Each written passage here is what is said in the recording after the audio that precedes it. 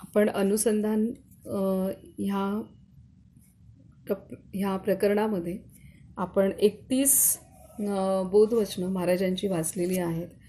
तर त्यामध्ये इथे महाराजांनी शेवटचं आपण काल 31वं बोधवचन वाचलं, तर त्यामध्ये आहे की प्रपंच हा खरोखरीच नाटकासारखा आहे. त्यामध्ये एखादा मनुष्य राजा झाला काय किंवा भिकारी झाला काय, प्रत्यक्ष जगामध्ये त्याला किंमत नाही. उलट भिकाऱ्याचे काम करणाऱ्याने जर ते उत्तम केले तर लोक त्याचे कौतुक करतात. तसे प्रपंचामध्ये कोणी श्रीमंत असला काय आणि कोणी गरीब असला काय याला महत्त्व नसून त्याने भगवंताचे अनुसंधान किती ठेवले याला खरे महत्त्व आहे. तर इथे खूप सुंदर रीतीने आपणाला सांगितलेलं आहे. आपण जगात कोणी असो, किती आपलं शिक्षण झालेलं का असेना, कितीही आपल्याकडे संपत्ती असलेली का असेना, आपलं व्यक्तिमत्व कितीही सुंदर असो किंवा साधारण असो किंवा अत्यंत इतकं विशेष आकर्षक नसो, ते काही असेल तरी कुठल्याही पद्धतीचं व्यक्तिमत्व असेल तरी काही हरकत नाही आहे. तर अशा वेगवेगळे आपले जे आपले पैलू आहेत व्यक्तिमत्वाचे, ते कसेही असले तरी त्याला महत्त्व नाही आहे. परंतु आपण ह्या जीवनामध्ये आल्यानंतर आपण भगवंताला जाणून घेण्याचा प्रयत्न केला काय, आपण स्वतः कोण आहोत हे जाणून घेण्याचा प्रयत्न केला काय, आपण सत्य जाणण्याचा प्रयत्न केला काय, आणि सत्य जाणल्यानंतर आपण ते सत्य होण्याचा प्रयत्न केला काय, सत्य अनुभवण्याचा प्रयत्न केला का. तर ही महत्त्वाची गोष्ट आहे. तर त्याच्यामुळे आणि इथे विशेष महत्त्व संपूर्ण विश्वामध्ये यालाच दिलं जातं की आपण किती शिकलो, आपल्याकडे किती संपत्ती आहे, आपण आपलं व्यक्तिमत्व किती चांगलं दिसतंय, आपण किती चांगले बोलतो, ह्याच गोष्टींना महत्त्व दिलं जातं. आणि ह्यामध्ये जर श्रेष्ठ असेल तरच ती व्यक्ती श्रेष्ठ असं मानलं जातं. परंतु इथे भगवंताने जी सृष्टी निर्माण केली तर त्यामध्ये भगवंताने मानव प्राणी ह्यासाठीच निर्माण केलेलं आहे की त्याने सत्य, विश्वाचं सत्य, स्वतःचं सत्य समजून आचरण करावं. यासाठी मानवाला भगवंताने विशेष बुद्धी आणि मनाची शक्ती दिलेली आहे. त्यामुळे इथे आपण बाह्य जगतामध्ये आपण कसेही असलो तरीसुद्धा आपली क्षमता श्रेष्ठ असो किंवा मध्यम असो किंवा साधारण असो तरी काही हरकत नाही आहे. परंतु आपण सत्याचा शोध आणि अनुभव किती घेतला, म्हणजेच अनुभूती आपण किती घेतली, ह्याला अत्यंत महत्त्व आहे. आणि तीच आपली खरी संपत्ती आहे हे इथे आपणाला सांगितलेलं आहे. आणि आपण आत्मअनुभूती तेव्हाच घेऊ शकतो ज्या वेळेला आपण आपली आसक्ती सोडून ह्या प्रपंचामध्ये वावरतो, त्याच वेळेला आपण आत्मअनुभूती घेऊ शकतो. हेही महाराजांनी विशेष अनुसंधानासाठी मार्गदर्शन केलेलं आहे. पुढचं बोधवचन आहे 32. भगवंता माझा भोग बरा कर, असे आपण जर त्याला म्हटले नाही तर त्याच्या स्मरणाची जाणीव आपल्याला होईल. त्याच्या स्मरणामध्ये आनंद आहे. आनंदाची जाणीव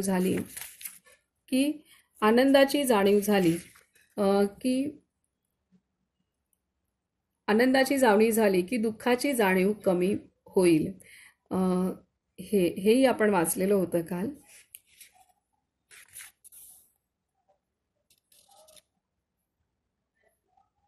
हेही वाचलेलं होतं. तर प्रत्येक व्यक्ती आपलं दुःख कमी, म्हणजे माझं दुःख कमी कर किंवा माझं हे बरं कर असं म्हटलं जातं. परंतु ते सहन करण्याची शक्ती आपण मागणं आवश्यक आहे. आणि जर भगवंत सर्व शक्तिमान आहे, तो बरं करू शकतो.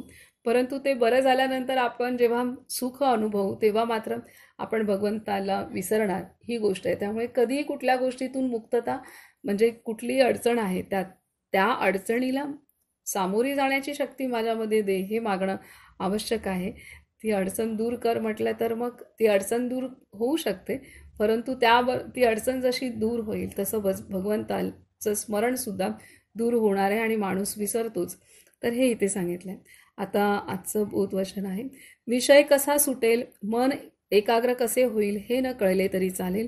सोडण्याच्या गोष्टीचा अभ्यास करण्यापेक्षा धरण्याच्या गोष्टीचा म्हणजेच अनुसंधानाचा अभ्यास करावा. विषय आपण पूर्णतः आपल्यावरती इतकेच आपण विषयामध्ये आसक्त झालेलो आहोत की ते सहजासहजी सुटणं अवघड आहे, कारण जन्मोजन्माचे संस्कार आहेत आणि घट्ट जडलेले संस्कार आहेत ते, आणि त्यामुळे ते लगेच सुटणं शक्य नाही आहे. त्यामुळे त्याला सोडवण्याचा प्रयत्न केला तर दमछाक होईल. त्याऐवजी भगवंताला भरण्याचा आपल्या अंतरी प्रयत्न केला आपण नामस्मरणाच्या साधनेने किंवा मनन, श्रवण, कीर्तन, भजन ह्या सर्व नवविधा भक्तीच्या सहाय्याने आपण भगवंताला आत भरायचा प्रयत्न केला की आपणहून आपल्या अंतरी असलेले विषय हे हळूहळू करत कमी कमी होत जातील, हे इथे सांगितलंय. 45 आपण आजचा दिवस भगवंताच्या जोरावर घालवला की आपल्याला कायमचीच दिवाळी आहे. आपण भगवंताच्या अनुसंधानात राहिलो तर आपल्याला नित्य दिवाळी आहे. 46 सर्व सोडून भगवंताच्या स्मरणात राहिले पाहिजे, परंतु व्यवहार नीट करून त्यामध्ये भगवंताचे अनुसंधान ठेवणे हे त्याहीपेक्षा श्रेष्ठ आहे. 46 सर्व सोडून भगवंताच्या स्मरणात राहिले पाहिजे, परंतु व्यवहार नीट करून त्यामध्ये भगवंताचे अनुसंधान ठेवणे हे त्याहीपेक्षा श्रेष्ठ आहे. व्यवहार व्यवस्थित असला पाहिजे. अनेक जण व्यवहार अर्धवट सोडून किंवा कर्तव्य अर्धवट सोडून रानावनात जाऊन राहतात, तर आणि तिथे एकांतात अनुसंधान व्हावं म्हणून राहतात, परंतु ते चांगली गोष्ट आहे, पण त्याहीपेक्षा श्रेष्ठ गोष्ट आहे की या संसारात राहून आपली कर्तव्य निभावत असताना अनुसंधान ठेवणं. 47 एक भगवंताचे अनुसंधान ठेवले की सर्व गुण आपोआप वाढतील. ते कसे घडते? शरीराचे अवयव सारख्या प्रमाणात वाढतात तसे. 48 आपण पैसा साठविला तर गैर नाही, पण त्याचा आधार न वाटावा. अनुसंधानाच्या आड त्याला येऊ देऊ नये. अनुसंधानाच्या आड त्याला येऊ देऊ नये. 49 एकदा एक दुःखी मनुष्य श्री महाराजांना भेटायला आला. त्याच्या कुटुंबाची बरीच हानी झालेली होती. त्याने प्रश्न विचारला की महाराज, प्रारब्धाचे भोग काही केला टळत नाहीत, ते भोगावेच लागतात असे सर्व संत सांगतात. हे जर खरे तर प्रारब्धाचे भोग भोगत असताना त्यामध्ये भगवंताच्या स्मरणाची काय गरज आहे? श्री महाराज प्रश्न ऐकून म्हणाले, तुमचा प्रश्न अगदी बरोबर आहे. आपल्याच कर्माचे भोग आपल्याला भोगावे लागतात हे खरे, पण भोग आले की आपल्या मनाला चैन पडत नाही. म्हणून मनाला भगवंताच्या स्मरणात गुंतवून ठेवले तर भोग भोगीत असताना देखील आपले समाधान टिकते. आपली शक्ती वाढणं, आपली संयम वाढणं, धीर वाढणं ह्यासाठी अनुसंधान आपल्याला मदत करत असतं. आपणाला जे प्रारब्धाने दिलेले भोग आहेत, दिलेले म्हणण्यापेक्षा आपणच केलेलं कर्म आहे आणि त्या कर्माचंच प्रारब्ध तयार झालेलं आहे आणि त्यामुळे त्या प्रारब्धानुसार आपणच केलेल्या कर्माचं फळ आपल्याला त्या जीवनाच्या वेगवेगळ्या टप्प्यामध्ये भोगावं लागतं आणि त्यामुळे किती नामस्मरण केलं तरी ते भोग आपणाला काही ना काही प्रमाणात का होईना नामस्मरणाने थोडेसे भोग सौम्य होतात, थोडे जडतात, परंतु मुळासकट जाण्यासाठी तेवढं कठोर नामस्मरण तीव्र पातळीचं झालं पाहिजे, तेवढं काही आपल्याकडून होत नसतं. तर त्यामुळे आपल्या समोर आलेले भोग हे आपल्याला आपल्या समोर येणारच आहेत, तर परंतु त्यामुळे भोगायला लागणारच आहे. तर मग नामस्मरण करण्याचा काय उपयोग आहे, असा एका साधकाचा प्रश्न आहे. तर महाराज सांगतात की हे जे भोग भोगत असताना आपणाला मन बेचैन होतं आणि जर आपण भगवंताच्या अनुसंधानात असू, स्मरण चिंतनात असू, तर हे भोग भोगत असताना आपलं समाधान टिकतं.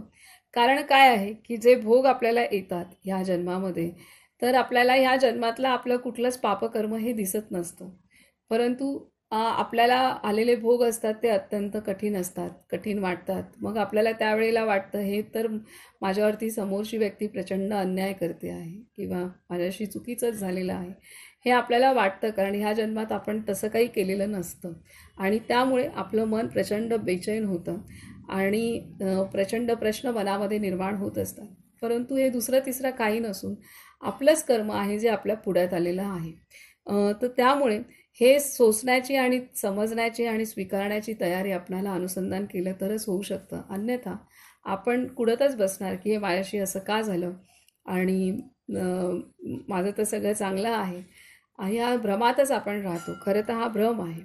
तर त्यामुळे अनुसंधान केल्यानंतर आपण भगवंताच्या अनुसंधानात असू, त्याच्या स्मरणात असू, तर सत्य स्वीकारण्याची आपली तयारी होते आणि त्यामुळे मनाची बेचैनी कमी होते.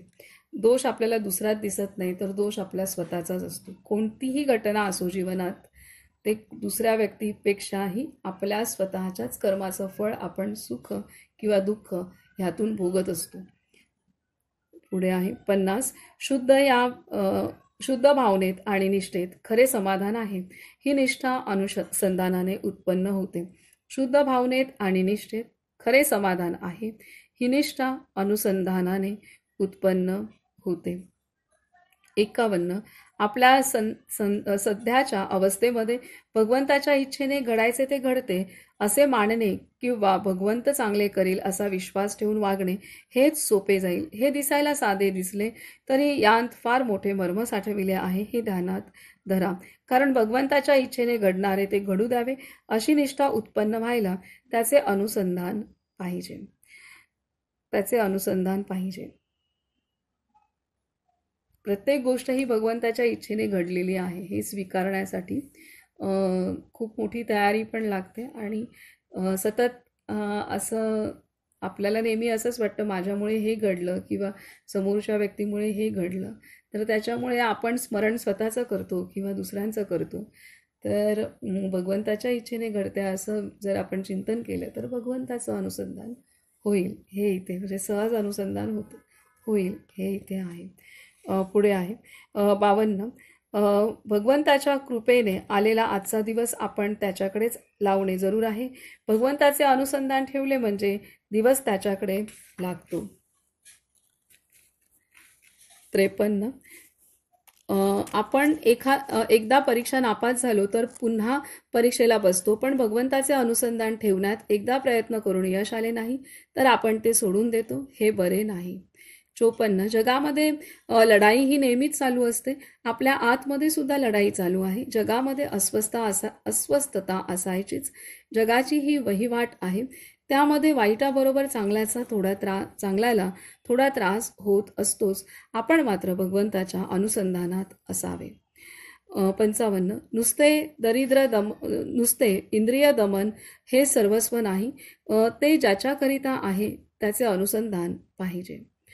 56. कोणत्याही मंगल कार्यामध्ये सर्वांआधी गणपतीचे आवाहन करतात आणि सगळे कार्य संपले की सर्वांच्या शेवटी त्याचे विसर्जन करतात. त्याचप्रमाणे अनुसंधानाने पोथीला सुरुवात करावी आणि अनुसंधानानेच पोथीची समाप्ती करावी. लौकिक कार्यामध्ये गणपतीचे विसर्जन झाल्यावर आपण शिल्लक उरतो, पण अनुसंधानाचे विसर्जन करताना आपणही त्यात नाहीसे व्हावे. 57. ज्याला काहीतरी करण्याची सवय आहे त्याने काही काळ मुळीच काही करू नये, नंतर भगवंताचे अनुसंधान ठेवायला शिकावे. 58. भगवंताचे अनुसंधान कोण कसे ठेवील याचा नेम नाही. कोणी पूजा करून ठेवील, कोणी भजन करून ठेवील, कोणी नामस्मरण करून ठेवील, कोणी मानस पूजा करून ठेवील, तर कोणी चित्रकलेमध्ये सुद्धा ठेवील. काय सांगतात की भगवंताचे अनुसंधान कोण कसे ठेवील याचा नेम नाही. कोणी पूजा करून ठेवील, कोणी भजन करून ठेवील, कोणी नामस्मरण करून ठेवील, कोणी मानसपूजा करून ठेवील, तर कोणी चित्रकलेमध्ये सुद्धा ठेवील. खूप मोठा विचार दिलेला आहे. ह्या वेगवेगळ्या गोष्टी आहे. नाम घेणं 24 तास तर शक्य नाही आहे, तर त्याच्यामुळे जे आपल्याला शक्य नाही आहे, संतांना ते शक्य झालेलं आहे. तर आपल्याला त्यामुळे आपला जसा ज्याचा पिंड असतो तसं तो भगवंताची स्मरण करण्याचा प्रयत्न करतो. कोणी पूजा पाठ करण्यात होईल, कोणाला भजनच करायला आवडेल, कोणाला काही वाचनच करायला आवडेल, कोणाला काही श्रवण करायला आवडेल, तर कोणाला काही चित्र काढायला आवडतील, कोणाला काही कलेमधनं आवडेल, कोणाला काही गायन करायला आवडेल, तर कोणाला काही संगीत वाजवायला आवडेल, कोणाला निसर्गातच पाहायला आवडेल. तर अशा विविध पद्धतीने ज्याचा जसा पिंड त्यानुसार तो व्यक्ती तो कोणाला सेवा करायला आवडेल. तर ह्या पद्धतीने प्रत्येक व्यक्ती आपल्या पिंडानुसार आवडीनुसार भगवंताचं स्मरण करत असतो. तर हेही अनुसंधानच आहे. तर त्यामुळे महत्त्व आहे की आपणच करतो ते श्रेष्ठ आणि दुसरी व्यक्तीने वेगळ्या पद्धतीने करत असेल, परंतु आपण समजा बसलोय एक जागी जपमाळ करतोय, परंतु आपल्याला जितकी आठवण नसेल भगवंताची, त्याच्याही पेक्षा जास्त आठवण एखादा व्यक्ती अगदी चालतोय तरी सुद्धा त्याच्याकडे असू शकते, किंवा एखादा व्यक्ती एखादं काम करताना दिसते, त्याला आपल्यापेक्षा तो जास्त अनुसंधानात असू शकतो. त्यामुळे इथे जरूर नाही की एकाच जागी बसलेल्याचं अनुसंधान खूप मोठं आहे. तो एका जागी बसून सगळीकडे फिरून पण येत असेल आणि फक्त नामस्मरण चालू आहे असं पण असू शकतं. त्यामुळे प्रत्येकाचा पिंड वेगवेगळा आहे. त्याच्यानुसार, त्याच्या आवडीनुसार, त्याच्या पिंडानुसार त्याचं ध्यास हा चालू असतो आणि त्यानुसार त्याच्याकडून त्या पद्धतीने भगवंताचं स्मरण हे केलं जातं.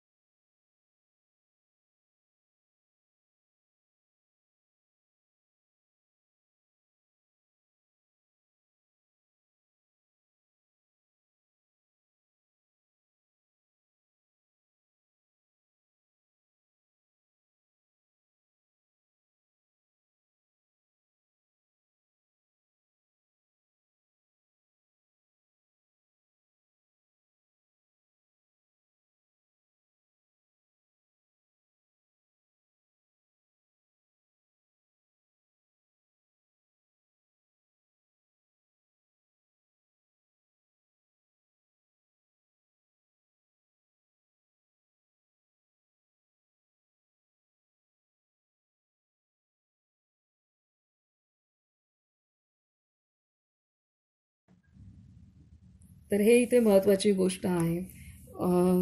संसाराचा विचार न येता केवळ भगवंताचाच विचार येणं हे सुद्धा अनुसंधानच आहे.